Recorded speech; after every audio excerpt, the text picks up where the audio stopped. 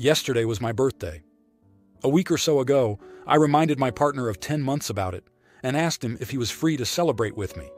I know he has certain days with his son from a previous relationship, so I wanted to check ahead of time and was prepared to make alternative plans if not. Not only was he free, but he said, "Leave it to me, I'll handle it." We discussed different activities I would enjoy doing, and honestly, I was excited at the prospect of having someone else plan something for me as I had spent my last birthday alone. Cut to the day of my birthday, and my partner gives me a gift, says happy birthday, and then tells me he's going out. He has to run an errand for his mum, but will be back later to do something in the afternoon. It dawned on me that he hadn't booked anything specific, but okay, maybe we can do something last minute. It gets to 5 p.m. and I receive a message with a screenshot of some verbally abusive texts he had received from the mother of his child saying he was having a nightmare of a day. I gathered from the details in the screenshot that he would be spending the day with his son and not celebrating my birthday with me. For context, my partner's ex had been denying access to his son for a few days, and I guess he took the opportunity to see his son while he could. My partner came home at 8:30 p.m., no apology or even acknowledgement of the change in plans. He began talking to me about starting a legal battle for his son, something we have discussed before. I was upset and told him I was angry at him for his lack of communication, and that I could have arranged something with a friend or family if I had known he wouldn't be there instead of spending the day alone. I'm new to dating someone with a child, and understand his son is my partner's top priority, but am I the idiot for arguing with my partner about this and not being more empathetic to his situation? Edit. This is about the communication around spending the day with his son, not about the fact that my partner spent time with him. I love his son, we get on great, and my partner is an excellent father. I can't edit the title. Now, here are the comments. Comment 1. He didn't plan anything even though he told you, "I got this." He dedicated his morning to doing an errand for his mom, which turned into half the day. Then later at 5 p.m., he texts you screenshots, and you have to guess if that means he will be with his son because he didn't communicate it. Then he comes home ignoring that he planned nothing for your birthday and bailed on you first for an errand, and then for his son. Nothing wrong with needing to drop everything for his son, but all of his actions before and after his son show that he did not value your time, your birthday, your feelings, and had no consideration for how you feel. How hard would it have been for him to stop and grab you at least a cupcake and throw a candle in it when he showed up at night? Anything, something small to acknowledge you in any way. Does he expect you to contribute financially in this legal battle he intends to start for his son? And does he have childcare already figured out if he ends up with 50-50 or full custody? He doesn't sound like a planner or someone who is considerate of others' time, and that usually doesn't get better when you add a child into the mix. Not the idiot, and you're only 10 months in the relationship. I'd be looking for an exit if I were you, or at least making an exit strategy if his inconsiderate behavior continues, or if you don't even get a freaking apology. Comment 2. When I read the headline, I was thinking I would proclaim you TA. But upon reading the scenario, you are not the idiot. Where your boyfriend messed up is in his lack of communication to you, you are correct. While emergencies happen, and you can be understanding, he could have alerted you about the situation sooner. And when he came home, he should have been apologizing profusely and offering to take you to dinner the next night. That said, he might have been very stressed out about the situation with his son that day, and therefore not acting his best self. So, now that you have explained how you feel, and hopefully he understands, he probably deserves a second chance to make it up to you. Comment 3. Not the idiot. It's not so much about not spending the day with you, but just sending you screenshots of the conversation and then nothing. He could have called, said, "So sorry, but my ex is letting me see my son today. I'll make it up to you." Or anything else that resembles an apology and feeling bad he had to go back on his word to do something for your birthday, but he didn't. This is not good for the rest of your relationship. Of course, his kid should come first always, but it doesn't mean that he can treat you like a doormat or like an afterthought. Now, for the next story. Most waitress jobs have an application, so you can see your shifts and pick up extra ones. You can see who else is working what shifts and can also send messages on this app. This is important for later. So at my last job, I allowed others to text my number so they can ask me to pick up shifts. This became annoying because I was the first person they asked, and it was always an emergency. They would start using my number for personal conversations, and it sometimes got messy because someone would vent to me and then try to continue the conversation in the workplace, causing drama to follow. So now at my new job, I've decided to keep my work and personal life separate, and I would only communicate through the app. Now keep in mind, I'm still really new to the place. I've barely been there a month, and I've already had people texting my number. I'm not sure if they're getting it from the app or someone at the restaurant asking me to pick up their shifts. Usually a quick, "I don't communicate work matters through my number. Please send me a message through the app," gets them to stop. Not this time. A coworker texted me at 5 a.m. on Friday, asking if I could take her shift for Saturday. I shoot her the line I send everyone. She starts texting like, "Oh, it'll only take a second. This way is just faster." I reiterate I will not communicate through my number and to message me through the app. She continues with, "But you're already here, and I've already asked, so just take my shift." Now, I was already working that Saturday night, so not only is she asking me to take her shift, she's asking me to work a double. I send her the line again. She says that it's an emergency and that she needs me to cover her shift. I tell her I'm not discussing it any further and that I'm already working Saturday anyways. I then block her number, I go to work, and am approached by a manager. She asks me why I didn't show up that morning. I'm confused, so she tells me that the coworker said I had agreed to take the shift. I show her the messages. She says okay and goes to the back office. I get angrily approached by the coworker on Monday about how I said I'd take the shift, and now she has a write-up because I didn't show. She has a write-up for no call, no show. I told her I agreed to nothing, and even told her I don't use my number to swap shifts. Conversation goes as so, coworker, "But you said you'd work Saturday." Me, "No, I said I already work on Saturday." Coworker, "Then why didn't you say anything when I thanked you for taking it?" Me, "'Cause I blocked you. I didn't even see that message." She starts going off about how I'm so rude and inconsiderate, and she just needed me to take one shift. I told her it's not my problem, she didn't get her shift covered. So I know I'm not the idiot for not taking her shift. But did I take it too far when I blocked her instead of just answering through text? Now, here are the comments. Comment 1.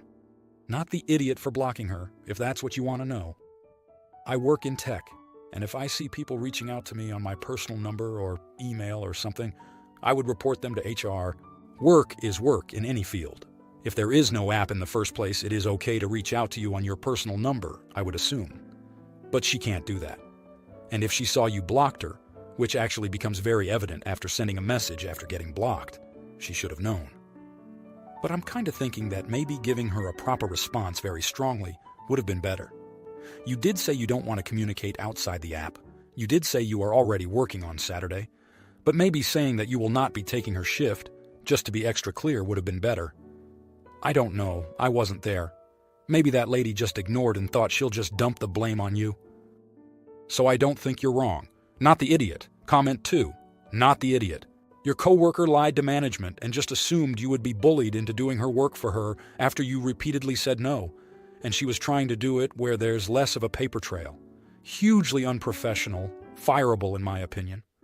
Someone like that doesn't sound like a team player, but a bully who is only going to cause more issues in the future and who has shown she'll lie to management to try to get her way and potentially endanger you and your job.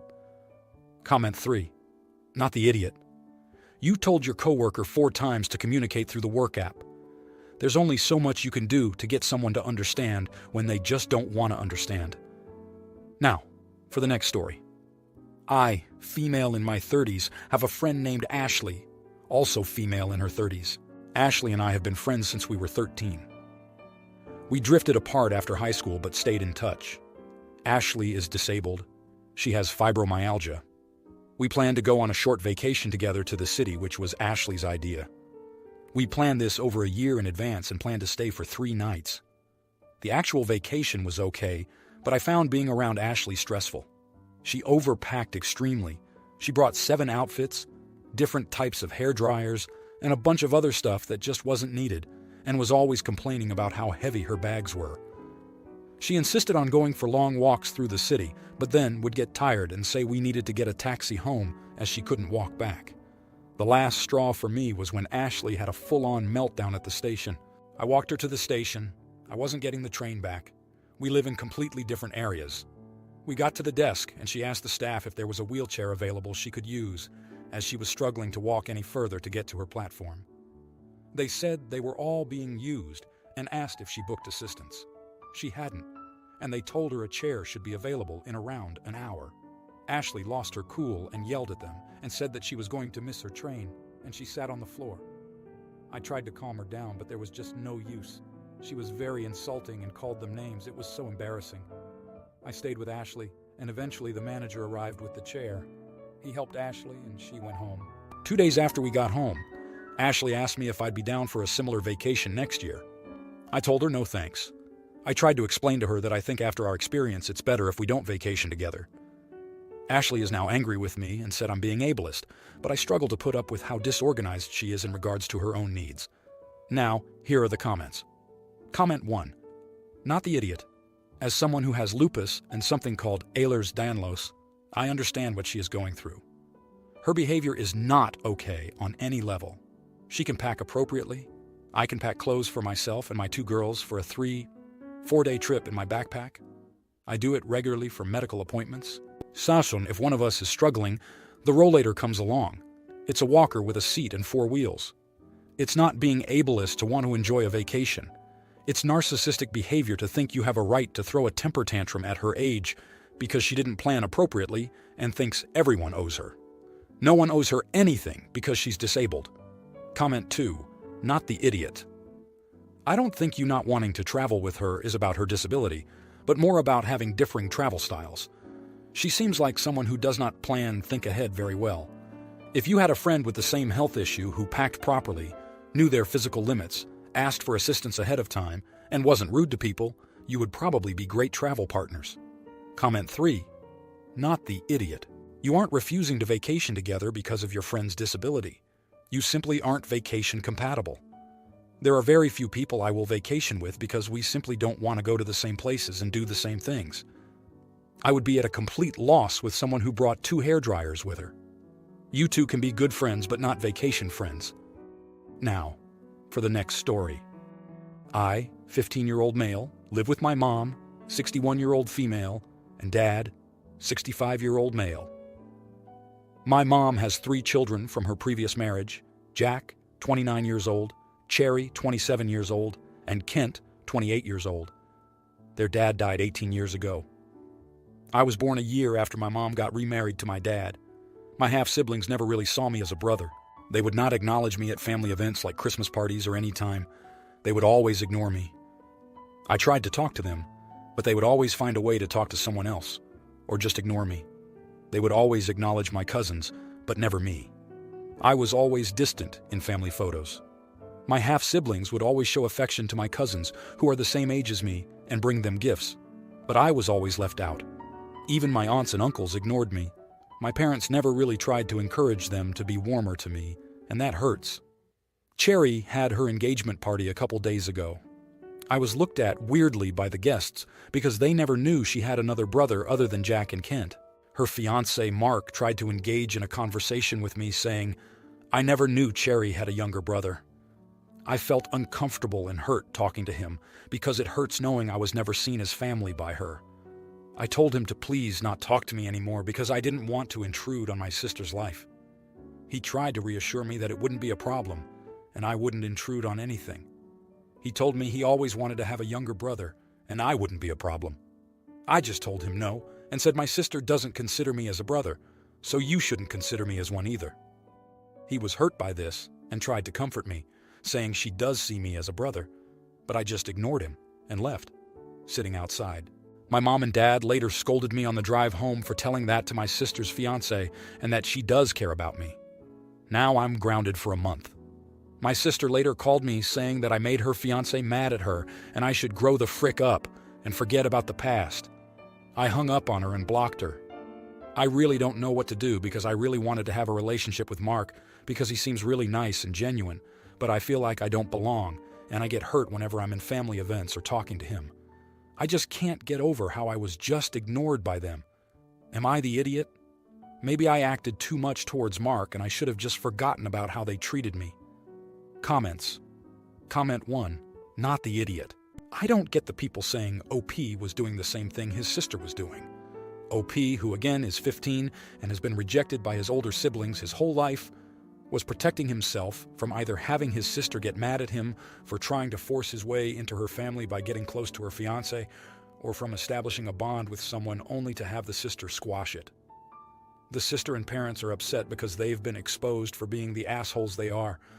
OP did nothing wrong. Comment 2. Not the idiot. If he didn't know your sister had you as a brother, how does he know his fiancé sees you as one? They are upset because their actions or inactions have been shown to an outside party. You weren't rude. You embarrassed them. If I were you, I wouldn't go to the wedding or tell your parents that. It will get you in trouble initially, but it will force them to address how your siblings and they have treated you. My caveat is I do confront issues, though. You seem to as well, from what I've read. Comment 3. Not the idiot. Your sister is reaping what she sowed. She was cold to you, so it's natural you'd be cold to her fiancé, as an extension of her. The thing your parents and sister will have to deal with, that is uncomfortable to them, is the fiancé telling his family about this interaction with you, which will make them look like the assholes they are. Also, you're 15. You're a child. The adults in this situation, your sister and especially your parents, should have done better. If you like this video, you'll probably like these too. Also, while you're here, please consider subscribing. It's your support that keeps this channel alive and allows me to make better and longer videos. Have a great day!